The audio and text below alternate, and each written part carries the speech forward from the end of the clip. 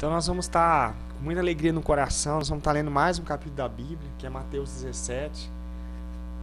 Eu tenho certeza que Deus vai estar falando no seu coração. Essa Bíblia que nós estamos lendo, ela é uma versão assim mais fácil de entender, né? Muitos não gostam dela, mas eu vejo que ela é muito proveitosa, tá?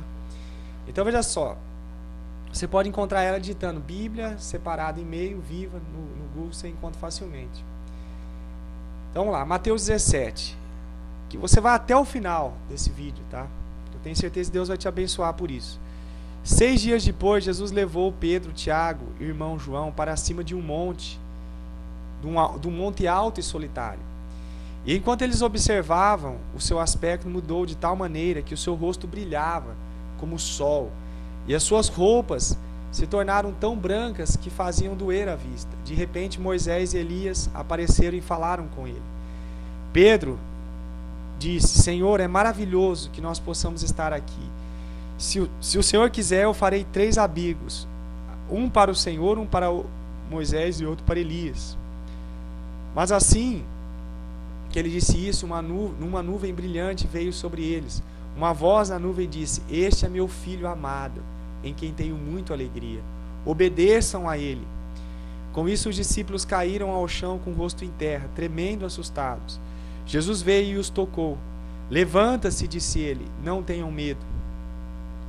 E quando eles olharam, só Jesus estava com eles. E quando descia do monte, Jesus ordenou-lhes que não contassem a ninguém o que tinha visto, até depois que ele tivesse ressuscitado. Seus discípulos perguntaram: por que os líderes dos judeus insistem que Elias deva voltar antes que o Messias venha? Jesus respondeu: eles têm razão. Elias deve vir e pôr tudo em ordem. E de fato ele já veio, mas não foi reconhecido. Ele foi muito maltratado por muita gente. Eu, o Messias, também sofrerei na mão deles. Então os discípulos entenderam que ele estava falando de João Batista. Quando acabaram de descer o monte, uma imensa multidão estava esperando por eles. Veio um homem que se ajoelhou diante de Jesus e disse: Senhor, tenha pena de meu filho, porque ele é um doente mental. Está em grande aflição, pois muitas vezes cai no fogo ou na água. Eu trouxe o meu filho aos seus discípulos, porém eles não puderam curá-lo. Jesus respondeu: ó gente sem fé e teimosa, até quando eu terei de suportar vocês? Tragam-me aqui o rapaz. Então Jesus repreendeu o demônio que estava no menino, e ele o deixou. E a partir daquele momento o menino ficou bom. Depois disso, os discípulos em particular perguntaram a Jesus: por que nós não podemos expulsar aquele demônio? Por causa da sua pequenina fé de vocês, disse Jesus. Porque se vocês tivessem fé ao menos do tamanho de uma minúscula semente de mostarda, poderiam dizer a esta montanha: saia daqui, e ela iria para bem longe.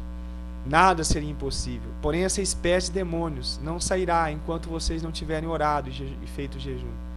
Um dia, enquanto eles ainda estavam na Galiléia, Jesus lhe disse: eu serei entregue ao poder daqueles que me matarão. Eu serei entregue ao poder daqueles que me matarão.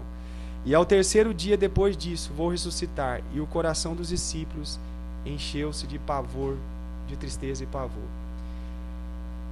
Ao chegarem a Cafarnaum, os cobradores do imposto para o templo vieram a Pedro e lhe perguntaram: o mestre de vocês não paga imposto? Claro que paga, respondeu Pedro. Ele então entrou em casa para falar a Jesus sobre isso. Mas antes que ele tivesse a oportunidade de falar, Jesus perguntou: o que você acha, Pedro? Os reis impõem impostos sobre o seu povo ou sobre os estrangeiros subjugados?